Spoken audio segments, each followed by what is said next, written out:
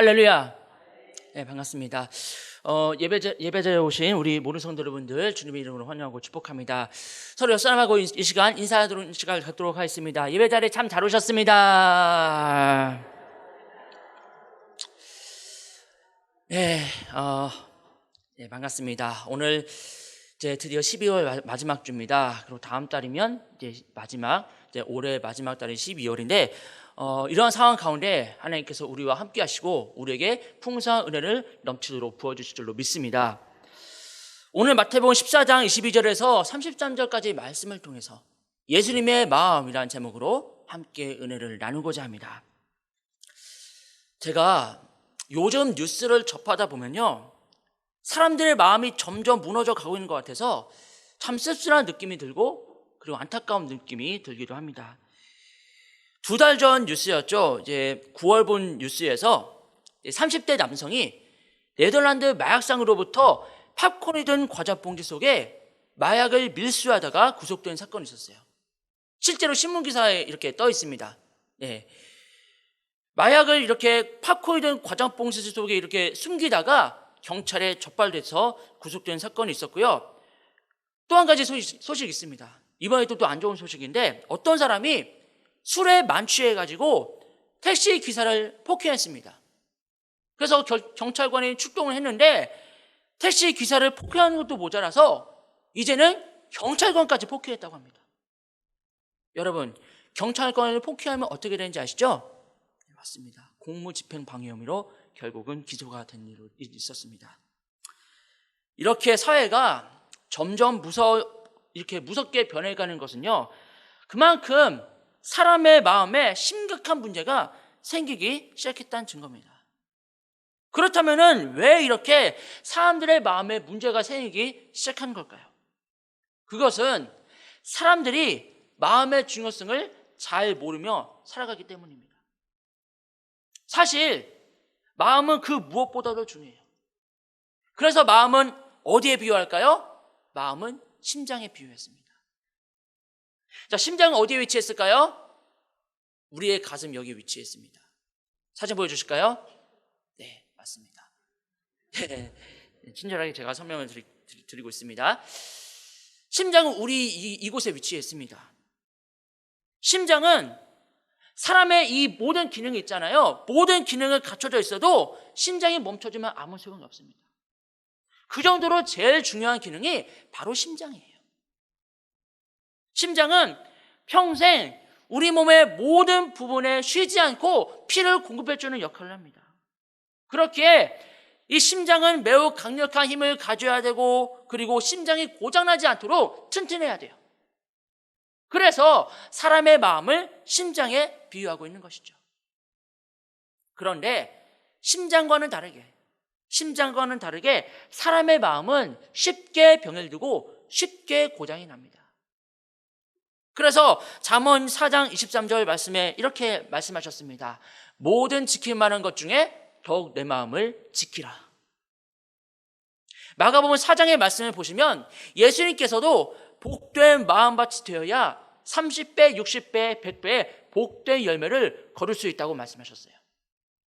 이와 같이 우리 하나님께서는 마음을 아주 중요하게 여기셔서 우리에게 마음에 관한 말씀을 많이 주셨습니다. 잠언 4장 20절, 21절 보시겠습니다. 내 아들아, 내 말에 주의하며 내가 말하는 것에 내 귀를 기울이라. 그것을 내 눈에서 떠나게 하지 말며 내 마음속을 지키라.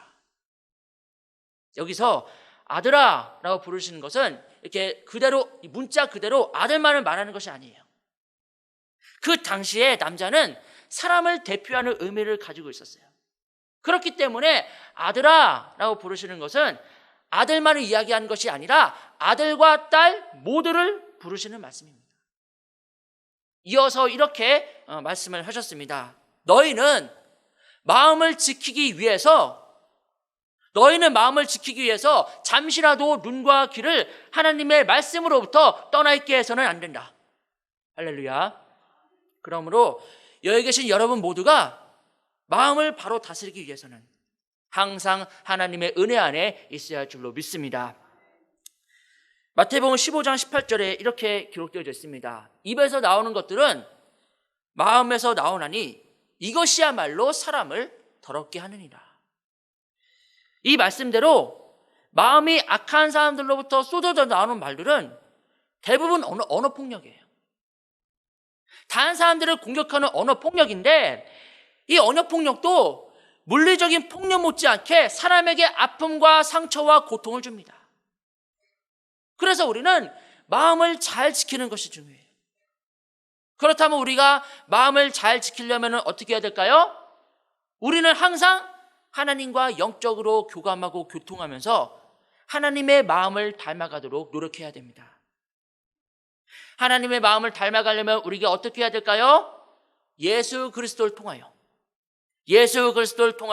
하나님의 마음과 하나가 되어야 됩니다. 하나님의 마음과 하나가 되어야 돼요.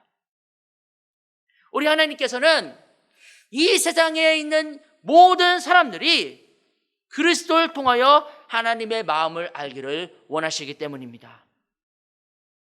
오늘 본 말씀 제목이 예수님의 마음인데요. 자, 예수님의 마음은 어떤 마음일까요? 오늘 세 가지를 통해서 함께 나눠보도록 하겠습니다. 예수님의 마음은 어떤 마음일까요? 그 첫 번째는 깊고 넓은 사랑으로 채워져 있는 마음이에요. 이제 예수님께서는 자신을 시험하려는 율법사들을 향해서 이렇게 말씀하셨습니다. 마태복음 22장 37절 말씀을 보시면 내 마음을 다하고 목숨을 다하고 뜻을 다하여 주 너희 하나님을 사랑하라고 말씀하셨어요. 그리고 마태복음 22장 39절에 또 이렇게 말씀하셨습니다. 내 이웃을 내 자신같이 사랑하라. 쉽게 설명을 드리면 모든 계명의 완성은 사랑에 있다고 말씀하신 거예요. 하나님을 사랑하지 않는 사람이 어떻게 하나님의 사랑을 이웃에 실천할 수 있겠느냐는 뜻입니다. 즉 건강한 마음과 복된 마음은 하나님을 사랑하는 마음이라는 뜻입니다. 하나님의 본체와 본성이 사랑이기 때문에 하나님을 사랑하는 사람은 이웃을 사랑하지 않을 수가 없는 것입니다. 자, 그렇다면은 하나님을 사랑하고 이웃을 사랑하는 분이 누구실까요? 바로 예수 그리스도십니다. 오늘 본문을 보시면 예수님의 그런 자비로운 모습이 잘 나타나 있어요. 오늘 말씀 마태복음 14장을 보시면 예수님께서는 이제 마을에서 멀리 떨어진 한적한 빈들에서 5,000명에게 영혼의 양식인 하나님의 말씀을 먹이셨고, 그리고 육신의 양식도 먹이셨습니다. 그런데 이제 밤이 너무 깊어져서 사람들이 이제 집으로 돌아가야 되잖아요. 근데 예수님께서는 그들보다 먼저 그 자리를 떠나지 않으셨어요. 오히려 그들이 먼저 한 사람도 남지 않고 안전하게 잘 집으로 돌아가는지를 지켜보시기 위해서 예수님께서는 그곳에서 계속 서 계셨습니다. 여기 계신 성도 여러분들 중에 이제 유치원에 다니는 아이를 두신 부모님, 그리고 초등학교에 다니는 부모님들이 계실 겁니다. 아니면은 이렇게 중고등학교 학생들을 두신 부모님들이 계실 텐데, 자, 이제 아이들이 이제 학교로 가거나 아니면 어린이집으로 가는데, 그러기 전에 아이들이 이렇게 어떻게 인사하죠? 엄마 학교 다녀오겠습니다 라고 인사를 하잖아요. 아니면 엄마 어린이집 다녀오겠습니다 이렇게 꼬박 이렇게 인사를 합니다. 그리고 나서 이제 그 아이가 어린이집 그 차로 이렇게 잘 타고 가는지, 아니면 그 아이가 학교로 이렇게 잘 가고 있는지를 이제 저 너머로 아이의 모습이 사라질 때까지 계속 그렇게 서 계실 겁니다. 예수님도 마찬가지셨어요. 아이가 유치원, 어린이집 아니면 저 학교로 잘 가는지 계속 이렇게 지켜보시는 그 어머니의 모습과도 같이, 그 어머니의 마음과도 같이 예수님께서도 그 칠흑 같은 어둠 속에서 그 어둠 속에서 안전하게 집을 찾아 들어가는 그들을 긍휼히 여기시는 마음으로 바라보셨습니다. 예수님의 그 거룩하신 사랑의 마음을 우리는 오늘 말씀을 통해서 알 수가 있습니다. 그리고 제자들에게 먼저 배를 타고 이제 맞은편 고을로 가라고 이렇게 재촉하셨어요. 사실 제자들이 정말 많이 피곤했거든요. 왜냐하면은 온종일 예수님과 그리고 5,000명이나 되는 사람들을 이렇게 시중 들고 돕느라고 너무나 피곤했거든요. 이제 그 모습을 예수님께서 보시고 이렇게 빨리 재촉하신 거죠. 야야, 니네들 힘들지? 니네 오늘 피곤한 것 같으니까 니네들 먼저 배를 타고 저기 맞은편 골로 가 하면서 계속 그렇게 재촉하신 거죠. 빨리 가 하면서. 이렇게 예수님의 마음은 사랑으로 가득 차신 분이십니다. 제자들을 재촉해서 먼저 보내시고 혼자 남으셔서 5천여 명을 배웅하시는 그 자비로운 예수님의 모습에 우리는 크나큰 감동을 느끼게 됩니다. 이처럼 예수님의 마음은 하나님의 사랑으로 충만하신 분이십니다. 예수님은 하나님 마음의 본 모습이에요. 그러므로 하나님의 마음이 곧 사랑의 마음인 것을 우리는 예수님을 통하여 알 수가 있습니다. 하나님께서 예수 그리스도를 이 땅에 보내신 것은 예수님을 통해서 하나님의 본성을 알게 하시고 그리고 보게 하시기 위함이셨습니다. 그러므로 우리는 예수 그리스도를 통하여 하나님의 마음은 사랑이시라는 것을 확실히 알아야 됩니다. 이제 모든 사람들이 이제 다 집으로 돌아갔습니다. 그리고 이제 제자들도 배를 타고 이제 맞은편 고을로 이제 돌아갔습니다. 그러면서 예수님께서는 이제 혼자 남으셨어요. 혼자 남으신 예수님께서는 어디로 가셨을까요? 산으로 올라가셨습니다. 예수님께서는 하나님을 너무나도 사랑하셨기 때문에 항상 기도하심으로 하나님과 영적으로 교통하셨어요. 그래서 예수님께서는 하나님 앞에 기도하면서 영적으로 교통하고 교감하시기 위해서 산에 그렇게 오르셨던 거죠. 이처럼 하나님을 지극히 사랑하는 성도는 날마다 하나님 앞에 무릎을 꿇지 않을 수가 없는 겁니다. 여러분, 우리는 누구의 마음을 가져야 될까요? 그렇습니다. 주님의 마음을 가져야 되고 예수 그리스도의 마음을 가져야 됩니다. 하나님을 사랑하고 이웃을 사랑하는 마음은 오직 예수 그리스도의 마음뿐이기 때문입니다. 그러나 마음이 온통 세상에 있는 사람은 하나님을 사랑할 수가 없습니다. 그리고 하나님을 믿지 못하고 부정합니다. 그런 마음은 이미 마음에 병이 들어가기 시작한 마음이에요. 마음에 병이 든 사람이 많아지면 많아질수록 가정이 무너지고 사회는 어둡고 불안해져서 정말 숨이 막힐 정도로 살기 어려운 사회가 됩니다. 여러분, 여러분들의 심령을 어루만져주시고 여러분들의 심령을 치유하시는 분은 오직 예수님밖에 없습니다. 그러므로 여러분들의 그 병든 마음을 치료해 주시고 지친 심령을 위로해 주시며 그리고 치유하시는 예수님께 반드시 나아가야 됩니다. 그뿐만 아닙니다. 예수 그리스도를 나의 구세주로 믿고 영접해야 됩니다. 그리고 예수 그리스도의 마음을 닮아가야 됩니다. 그래야 여러분들의 마음이 병이도 들지도 않고 그리고 그 마음에 치유도 되고 회복도 됩니다. 그러면서 우리의 마음이 건강해지는 거예요. 건강한 마음은 어디서부터 올까요? 예수 그리스도의 은혜로부터 옵니다. 그래서 이 건강한 마음을 가진 사람은 절대로 타인에게, 다른 사람에게 상처를 주는 말을 하지 않아요.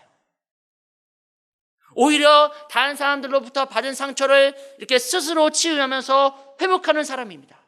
이러한 사람이 마음의 건강한 사람이에요. 그러므로 여러분 모두 날마다 주님의 마음을 닮아갈 수 있기를 주님의 이름으로 축원합니다. 예수님의 마음은 어떤 마음일까요? 두 번째는 겸손하신 마음입니다. 마태복음 14장 24절에서 27절까지 배경을 설명드리자면 이렇습니다. 예수님께서는 밤 사경에 갈릴리 호수를 출발하셨어요. 여기서 밤 사경은 오늘날 시간으로 말하면 새벽 3시부터 6시경까지 시간인데요. 이 시간대에 예수님께서 갈릴리 호수를 출발하셨어요. 그리고 제자들은 예수님보다 앞서서 이제 한밤중에 배를 타고 육지에서 수리 정도로 이렇게 가고 있었는데 갑자기 제자들 앞에 이제 험한 파도가 몰아치는 겁니다. 그 거친 파도가 계속 휘몰아치는 바람에 앞으로 전진하지 못한 채 그렇게 시달리고 있었습니다. 그 당시 제자들이 타고 있었던 배는 돛을 단 배인데요. 이걸 돛담배라고 해요. 돛담배가 이제 바람을 이용해서 움직였던 배인데요.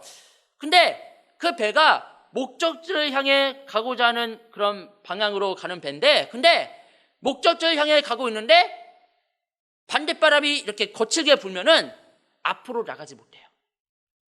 앞으로 나가지 못하고 오히려 그 심한 파도 때문에 출렁거리면서 고생만 하는 경우가 많았습니다. 지금 제자들이 처한 상황도 마찬가지였어요.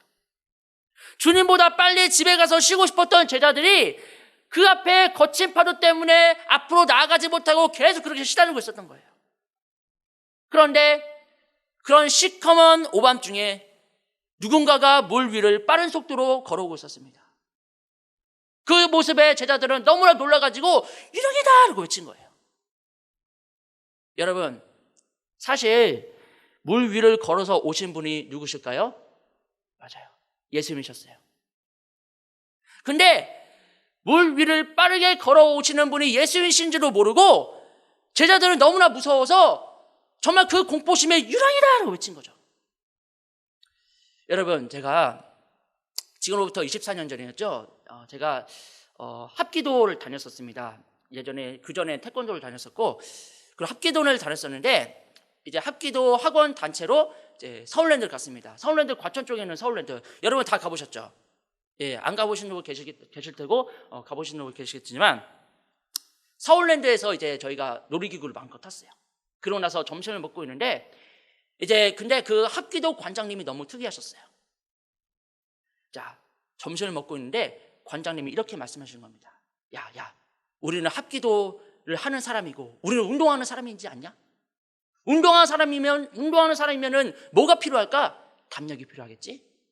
그래서 우리는 그 담력을 키우기 위해서 우리 다 같이 공포 체험하러 가자. 그래서 그 서울랜드 안에 있는 여러분 서울랜드 가신 분은 아시겠지만 공포 체험이나 그런 원하시는 분들은 거기에 무슨 동굴, 그 공포스러운 그런 동굴 거기에서 계속 거기를 이렇게 체험하기 위해서 거기 들어갑니다. 저희도 마찬가지였거든요. 그래서 저희들도 거기에 들어갔는데 이제 엘리베이터를 타고 밑으로 내려갔어요. 문이 쫙 열립니다. 앞은 캄캄했고요. 그래서 우리가 이렇게 가고 있는데 갑자기 어떤 사람이 튀어나오는 겁니다. 그래서 우리 너무 놀라가지고 엄마야 하면서 이렇게 소리 지르면서 놀랐어요. 저는 안 놀랬지만. 예, 저는 안 놀랐는데 그 옆에 있는 친구들이 계속 와 하면서 놀라더라고요. 사람이 막 튀어나와가지고 막 부채도 들고 막 들고 막 하니까 애가 놀란 거죠. 너무 놀라가지고. 마찬가지였습니다. 제자들도 정말 그 캄캄한 오밤중에 물 위를 빠르게 걸어오시는 분이 예수님이시도 모른 채 그 공포감에 휩싸여가지고 이러이다! 라고 외친 거죠. 그 모습을 보신 예수님께서는 제자들에게 이렇게 말씀하셨습니다. 안심하라, 두려워하지 말라고 이렇게 말씀하셨어요. 이것이 바로 겸손하신 예수님의 모습입니다. 자, 겸손하신 예수님의 모습을 잘 나타낸 말씀이 있습니다. 빌립보서 2장 6절에서 8절까지 말씀 보시겠습니다. 그는 근본 하나님의 본체시나 하나님과 동등됨을 취할 것을 여기지 아니하시고 오히려 자기를 비워 종의 형체를 가지사 사람들과 같이 되셨고 사람의 모양으로 나타나사 자기를 낮추시고 죽기까지 복주하셨으니 곧 십자가에 죽으심이라. 할렐루야. 예수님께서는 자신을 인류의 죄의 대가를 지불하는 속죄의 제물이 되시려고 이 땅에 오셨어요. 그래서 예수님은 절대적인 겸손의 본체시며 겸손의 실상입니다. 사람에게는 겸손이 없습니다. 오직 거룩하신 하나님께만 겸손이 있습니다. 그렇게 우리는 겸손하신 예수님을 날마다 닮아가야 해요.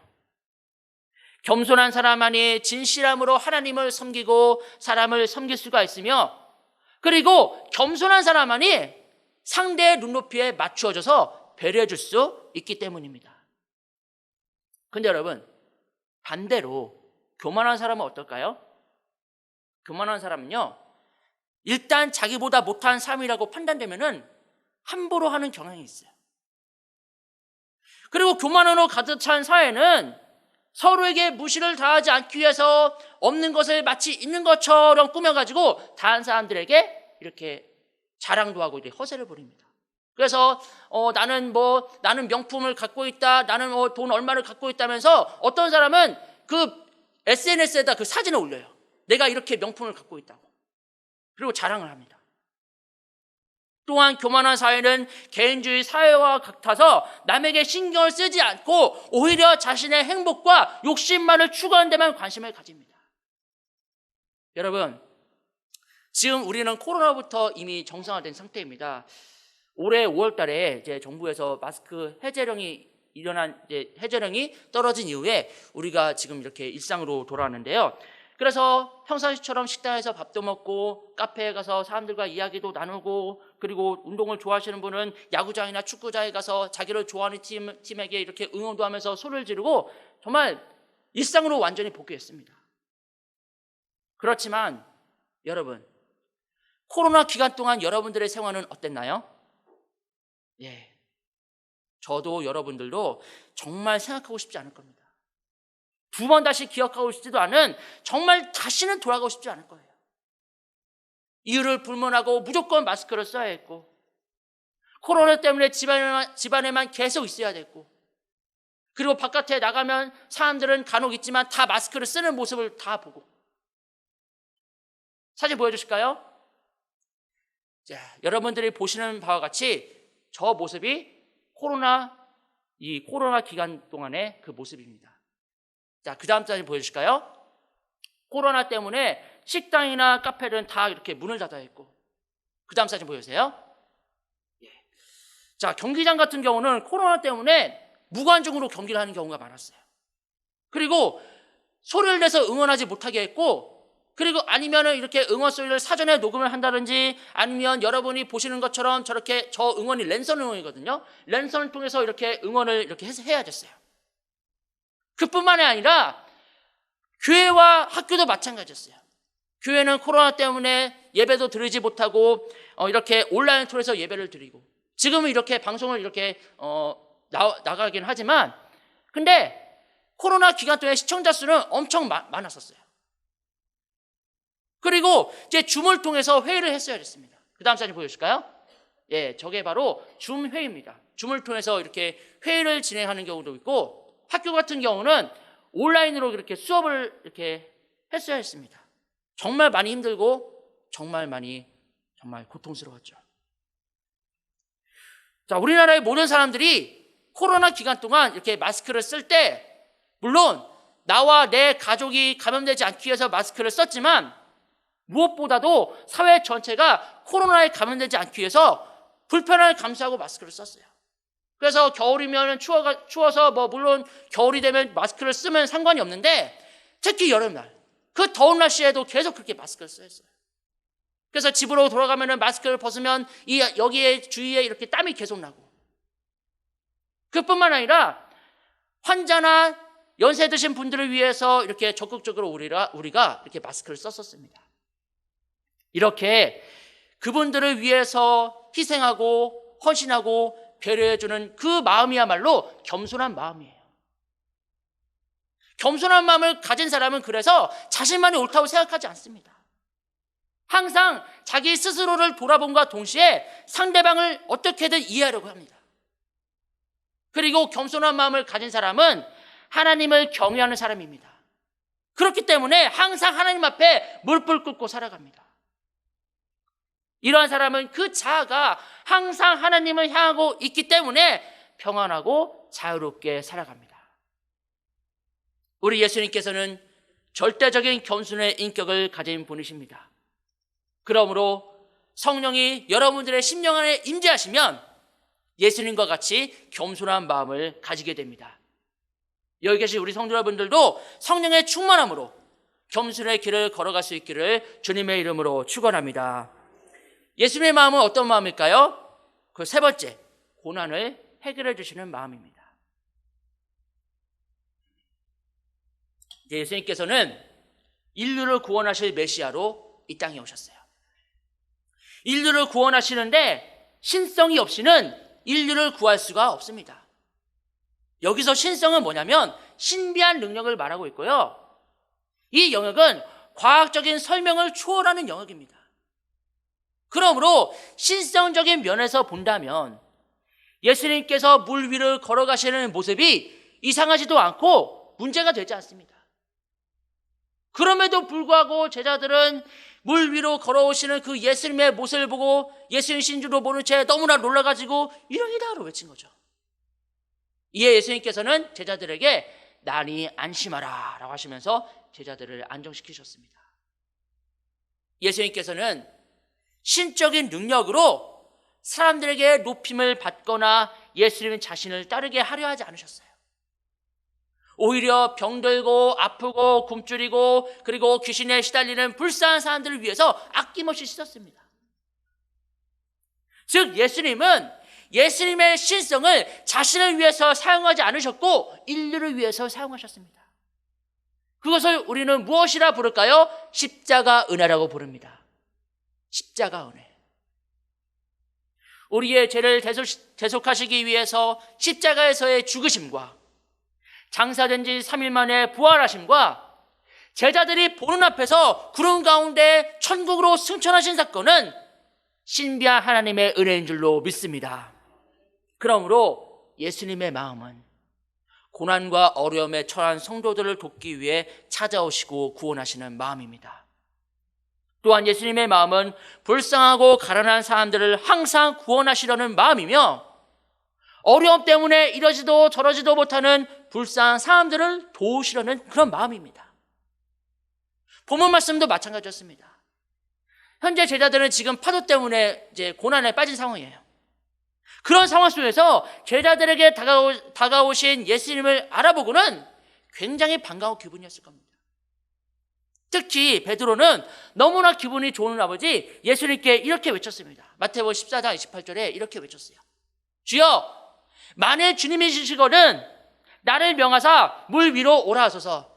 예수님, 만일 예수님이시라면은 빨리 저를 부르셔서 주님께로 가게 해주세요. 예수님께서는 베드로의 외침을 들어주셨습니다. 그래 베드로야, 어서 오거라. 베드로는 물 위로 뛰어들었어요. 그리고 물 위를 몇 발자국 이렇게 걷고 있다가 갑자기 베드로 앞에 거친 파도가 옵니다. 그 모습에 베드로는 너무나 놀라가지고 믿음이 온데간데 없어지고 그리고 물에 이렇게 빨려 들어갑니다. 그러자 다급한 베드로는 너무나 놀란 나머지 예수님께 살려주세요 이렇게 외쳤고 예수님께서는 베드로에게 다가가셔서 베드로를 붙잡으시고 그리고 배 위로 오르셨습니다. 그런데 여러분, 여기서 더욱 놀라운 사실이 뭔지 아십니까? 주님께서 배에 오르시는 순간 그렇게 제자들을 괴롭게 했던 정말 거칠고 성난 파도가 언제 그랬냐는 듯이 잔잔해졌다는 거예요. 정말 놀라지 않습니까? 그러면서 제자들은 고난이 사라지고 대신 평안과 안식과 기쁨을 맛보게 된 것입니다. 이처럼 여러분들의 영혼에 주님께서 찾아오시면 놀라운 평안과 안식과 기쁨이 찾아올 줄로 믿습니다. 말씀을 마무리하겠습니다. 우리는 어떤 마음을 가져야 될까요? 오늘 말씀 제목과 같이 그렇습니다. 예수님의 마음을 가져야 됩니다. 그리고 예수님의 마음을 닮아가야 됩니다. 그래야 우리가 건강하고 복된 마음을 가질 수 있고 다른 사람들의 그 아픈 마음을 치유하고 치료할 수 있는 능력을 펼칠 수가 있는 것입니다. 예수님의 마음을 가지면 개인도 살고 가정도 살고 사회가 살고 그리고 나라가 건강해집니다. 여러분 모두가 예수님과 같이 깊고 넓으신 사랑과 겸손하신 그 겸손한 마음으로 살아갈 수 있기를 바랍니다. 그러한 마음을 가지고 세상에 나아가 복음을 전파하면서 예수님을 믿고 따르는 사람들이 이 땅에 가득히 넘쳐나며 주님의 은혜가 넘치는 거룩하고 복된 땅으로 새롭게 될 수 있기를 주님의 이름으로 간절히 축원합니다. 기도하시겠습니다.